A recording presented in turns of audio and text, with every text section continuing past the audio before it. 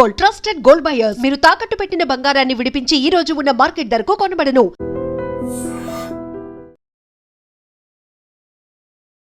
Indian registration council federation chairman doctor Siddha Chakrarao sir మనతో పాటు ఉన్నారు. ఈ మధ్య కాలంలో మనం తరచుగా చూస్తున్నాం కార్డియక్ అరెస్ట్. ఎప్పుడు ఎవరు చూడటానికి చాలా ఆరోగ్యంగా పుష్టిగా కనిపిస్తున్నారు, కానీ అంతలోనే కుప్పకూలిపోతున్నారు. ఎందుకు ఇలా జరుగుతోంది? ఇమీడియట్గా అలాంటి పరిస్థితిలో ఉన్న వాళ్ళకి అక్కడే ఉన్న ఒక మనిషి తనకి సంబంధించినటువంటి ఒక డేర్ స్టెప్ చేసి ఆ వ్యక్తిని ఎలా కాపాడగలుగుతారు, సిపిఆర్, ఇవన్నీ మనం చూస్తున్నాం కదా. కొంచెం డీటెయిల్గా తెలుసుకుందాం డాక్టర్ గారిని అడిగి. సార్ నమస్కారం సార్. సో జనరల్గా కార్డియక్ అరెస్ట్ అనేది ఎందుకు జరుగుతుంది సార్? జిమ్లో వర్కౌట్స్ చేస్తూ పడిపోతున్నారు, ఇట్లా చాలా చూస్తున్నారు. ఈ కార్డియక్ అరెస్ట్కి ముఖ్యమైన కారణం ఏంటంటే, మనకి ఈ హార్ట్లో ఎలక్ట్రికల్ డిస్టర్బెన్సెస్ రావడం. అది రకరకాల కారణాలు అవ్వచ్చు. ఈ మధ్యన కొంతమంది కోవిడ్ అంటున్నారు.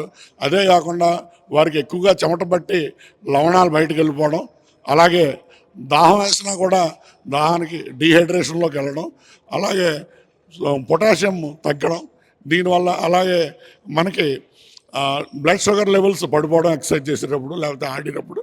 ఇటువంటి కారణాల వల్ల మెయిన్గా జరుగుతూ ఉంటుంది.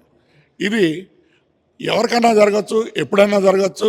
వయసుతో కూడా కానీ లేకపోతే స్త్రీ పురుష భేదాలు కూడా లేకుండా ఎవరికైనా జరగచ్చు. కనుక మనం ఈ వచ్చిన వాళ్ళని ఇమ్మీడియట్గా స్రోదప్పి పడిపోయిన వాళ్ళని వదిలేసి వెళ్ళిపోకుండా మనం ముందుకొచ్చి వాళ్ళని రివైవ్ చేయడానికి ప్రయత్నించాలి. ఈ రివైవ్ చేయడానికి ప్రయత్నించడంలో ముఖ్యంగా మనం ఏంటంటే సోడా లేకపోతే మంచినీళ్ళు పట్టడానికి మనం ప్రయత్నిస్తాం, అలా పడిపోయిన వాళ్ళు కూర్చోబెట్టడానికి ప్రయత్నిస్తాం. ఇది మాత్రం చెయ్యొద్దు. ఏంటంటే నీళ్లు బాగుంటే నీళ్ళన్నీ అతను తాగలేడు కనుక ఊపిరితిత్తుల్లో పోయి ఇంకా డ్యామేజ్ జరుగుతుంది. అలాగే అతను కూర్చోబెడితే ఇది అన్కాన్షియస్ ఎందుకు అవుతాడంటే, మెదడుకి సరైన రక్త ప్రసరణ లేక ఆక్సిజన్ సప్లై లేకుండా పడిపోతాడు. పడిపోయినాడు మళ్ళీ కూర్చోబెడితే అది మళ్ళీ యాంటీ గ్రావిటీ ఎఫెక్ట్ వచ్చి రక్త ప్రసరణ ఉండదు. కనుక మనం అలాగే పడుకోబెట్టి అతనికి మనం ఇమీడియట్గా అతను ఎలా ఉన్నాడు, ఆర్ యూ ఆల్ రైట్ అని ఛాతీ మీద తట్టి, అంటే దవడ మీద అయితే కొట్టి చేయొద్దు, మామూలు తట్టి అతను ఏమన్నా మూలుగుతున్నాడా, మాట్లాడడానికి ప్రయత్నిస్తున్నాడా, వామిటింగ్ అయిందో లేదో అబ్జర్వ్ చేసి, ఇవన్నీ అబ్జర్వ్ చేస్తే అలాగే చేయకపోతే అచేతనంగా పడుంటే వెంటనే మనం ఇమ్మీడియట్గా మనం 108కి ఫోన్ చేసి మీ ఫోన్ స్పీకర్ ఆన్ చేసి, నేను 108 పలానా నేను డాక్టర్ చక్రరావు మాట్లాడుతున్నాను, వాళ్ళ చోట ఉన్నాను, నేను ఇక్కడికి ఎలా రావాలా, ఇక్కడ నలుగురు పడిపోయారు కనుక మీరు అర్జెంటుగా అంబులెన్స్ తీసుకుని ఏఈడీని పట్టుకుని రండి అని చెప్తాం. ఇదే కాదు, మనం ఒక ఇండస్ట్రియల్ యాక్సిడెంట్ అవ్వచ్చు, గ్యాస్ లీకేజ్ అవ్వచ్చు, లేకపోతే ఎలక్ట్రికల్ షాక్ అయితే అవ్వచ్చు. ఇటువంటి చోట మనం ముందు దూకేటప్పుడు పరిసరాలు జాగ్రత్తగా ఉన్నాయా, పరిసరాలు శ్రేయస్కరంగా ఉన్నాయా లేదా కూడా చూసుకోవాలి. ఏంటంటే ముందు మనం సేవ్ అయితేనే మొదటి వాళ్ళని సేవ్ చేయగలం. ఇది ఇలా ఫోన్ చేసినప్పుడు ఈ ఫోన్కి చాలా ఎటికెస్ ఉంటుంది. మనం ముందు పేరు చెప్పడం, అలాగే వాళ్ళు చెప్పిందంతా వినడం, వాళ్ళు పెట్టేమని చెప్పే వరకు మనం పెట్టకుండా ఉండాలి. ఈ లోపల మనం వెంటనే ఇమీడియట్గా ఛాతీ మీద ఒత్తిడి కంప్రెషన్స్ ఇస్తూ, నిమిషానికి 120 కంప్రెషన్స్ ఇస్తూ ఒక 2 అంగుళాలు లోతుకి ఛాతీని నొక్కుతూ మనం సిపిఆర్ చేయాలి. ఈ సిపిఆర్ చేసేటప్పుడు ఇంకా మనం గమనించవలసిన పని ఏంటంటే, మనం ఈ సిపిఆర్ చేసే రోగిని ఎప్పుడు వదిలేయకూడదు.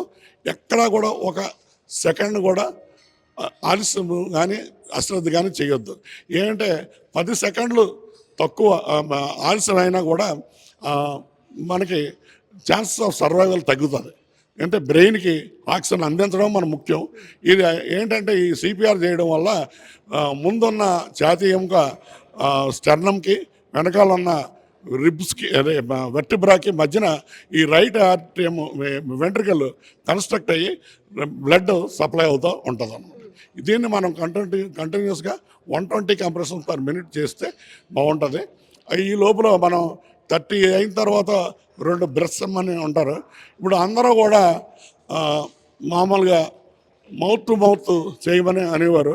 ఇప్పుడు మౌత్ టు మౌత్ వద్దంటున్నాం. ఏంటంటే మౌత్ టు మౌత్ వల్ల వాళ్ళకి హెపటైటిస్ బి కానీ, ఎయిడ్స్ కానీ, లేకపోతే కోవిడ్ కానీ రావచ్చు. అందుకే మీరు ఇదవ్వద్దు. మామూలుగా మీరు ఛాతీ కంప్రెస్ చేసి వదలడం వల్ల నెగిటివ్ ప్రెషర్ బయటనున్న ఎయిర్ని లాక్కుని ఆక్సిజనేట్ చేయడానికి అవకాశం ఉంది. కనుక ఏం అక్కర్లేదు అని నేను ఇప్పుడు చెప్తున్నాను. అదే కాకుండా స్పెషల్ సిచ్యువేషన్స్ ఉంటాయి. ఏ సిచ్యువేషన్లో అయినా సరే అది ముందు వెంటనే వాళ్ళని ఈ సిపిఆర్ చేసి బతికించడానికి చూడాలి.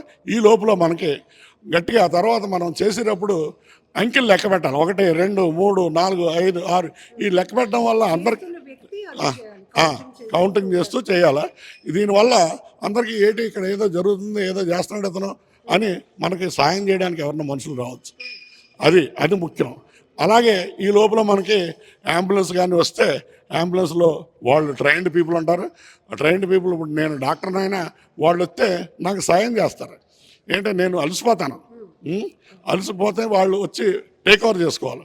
ఆ పైన వాళ్ళ దగ్గర ఏఈడి అనే ఆటోమేటెడ్ ఎలక్ట్రికల్ డిఫిబ్రిలేటర్ ఉంటుంది.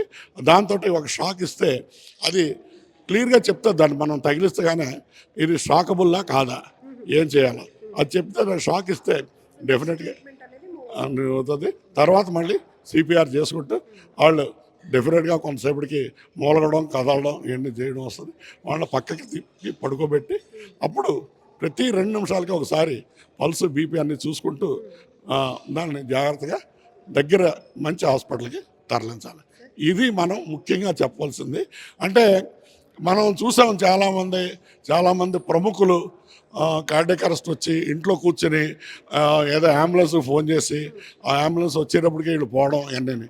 అది కాదు మనం చేయవలసింది. అంబులెన్స్ రావాలంటే ఇప్పుడు మాటలు కాదు. ఏంటంటే ట్రాఫిక్ జామ్స్ చాలా ఎక్కువగా ఉన్నాయి. ఇప్పుడు ఈవెన్ గవర్నమెంట్ కూడా అడుగుతున్నాం, ట్రాఫిక్ జామ్స్ అవి ఉన్నాయి కనుక డ్రోన్లో మేమన్నా ఏఈడి పంపిస్తారా, ఇవన్నీ అడుగుతూ ఉన్నాం. డెఫినెట్గా మనం ఒక 2 సంవత్సరాల్లో ఇవన్నీ వస్తాయి. మనం ఇప్పుడిప్పుడే కోరుకుంటున్నాం. అలాగా అది తర్వాత ఈ ముందు లేకపోతే డాక్టర్ వస్తాడని కూర్చోవద్దు. డాక్టర్ కూడా అదే ప్రాబ్లమ్. ఇప్పుడు ఎంత ఎఫిషియెంట్ సర్వీసెస్ మనకి ఎమర్జెన్సీ అవేకనింగ్ సిస్టమ్స్ లేవు. 108 ఒకటే ఉంది. డెఫినెట్గా 108 సుపీరియర్గానే వర్క్ చేస్తుంది. కానీ ఇంకా మనకి ఒక 30 సెకండ్స్లో సరే మనకి ఎయిడ్ కావాలి. అటువంటి ఇది డెఫినెట్గా వస్తుంది. సార్, ఏ పరిస్థితిలోనైనా పిల్లలు ఏ ఏజ్ గ్రూప్ వాళ్ళైనా ఒక్కసారిగా అలా స్ట్రోక్ వచ్చి కూలి పడిపోయినప్పుడు ఏ ఏజ్ గ్రూప్ వాళ్ళకైనా సిపిఆర్ మేము ఎక్కువగా 14 సంవత్సరాల వాళ్ళకి ట్రైనింగ్ ఇస్తున్నాం. అంటే వాళ్ళు కొంచెం కంప్రెస్ చేయడం అది కూడా ఈజీగా ఉంటుంది. కొంచెం వాళ్ళు ఫిజికల్గా బాగుంటారని. చిన్నపిల్లలకి మాత్రం ట్రైనింగ్ ఇస్తలేదు. పడిపోయిన వాళ్ళు, అపస్మారక స్థితిలో ఉన్న వాళ్ళు పిల్లలు అయితే వాళ్ళకి కూడా ఇదే చేయాలి. అదే కాకుండా కిడ్స్ సేవ్స్ లైఫ్ అనే ఇంకా చిన్నపిల్లలతో కూడా చేయించుతున్నారు. అది ఎంతవరకు ఉంటుందో అంటే యూరోప్లో కొంత జరిగింది. ఎంతవరకు ఉంటుందో వాళ్ళు ఏదో ఫోటోలు పెట్టారు కానీ దాని మీద నేను మాట్లాడలేను. సార్, ఇప్పుడు Indian society of critical care medicine అనేది ఒక థీమ్ని అగ్రెసివ్గా తీసుకెళ్తుంది. Slogan safety, synergy, standards. ఏంటి ఈ సినర్జీ స్టాండర్డ్స్ ఏంటి పాటించాలి సార్? స్టాండర్డ్స్ అంటే అవైలబుల్ స్టాండర్డ్స్ని మనం డివేట్ అవ్వకుండా ఏది ఉంటే అది చేయాలి. అంటే ఇప్పుడు నేను గైడ్లైన్స్ గురించి మాట్లాడతాను కనుక గైడ్లైన్స్ ఉన్నాయని పుస్తకాల్లో ఉన్నాయని గైడ్లైన్స్ అవ్వవు. మనం ఏది చేయగలమో దాన్ని పర్ఫెక్ట్గా పాటించాలి. అది ముఖ్యం. సార్, ఈ మధ్య మనం చూస్తున్నాం డైట్ ప్లాన్స్లో చాలా రకరకాలు ఇది పాటించండి, అది పాటించండి, ఇట్లా కన్ఫ్యూజ్ రన్ అవుతోంది.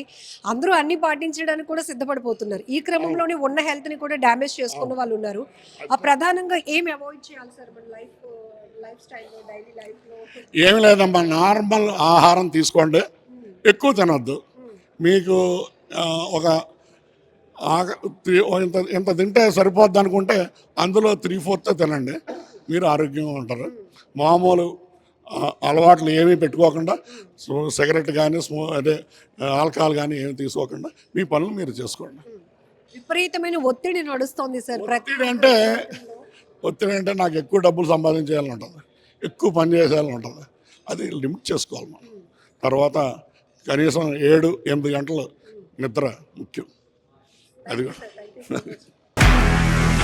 నిజంగా ప్రస్తుతం ఉన్నటువంటి సమాజం దేనికి ప్రయారిటీ ఇస్తుంది? ఆర్థిక సంబంధాల చుట్టూ మాత్రమే తిరుగుతోంది. మళ్ళీ ఎన్నికలంగానే చాలా విరక్తి కలుగుతాను. మంచి అనిపిస్తుంది కదా, లేడీస్ కూడా ఛాలెంజింగ్ జాబ్స్ చేసినప్పుడు చాలా బాగుంటది. ట్రాఫిక్ అసిస్టెంట్స్ గా నియమించిన ట్రాన్స్జెండర్స్ అందరితో సాల్యూట్ చేయించుకుంటున్నారు. ఫుడ్ డెలివరీ ఇవ్వటానికి వెళ్ళినటువంటి డెలివరీ బాయ్ అనిల్ పై కళ్ళ ముందు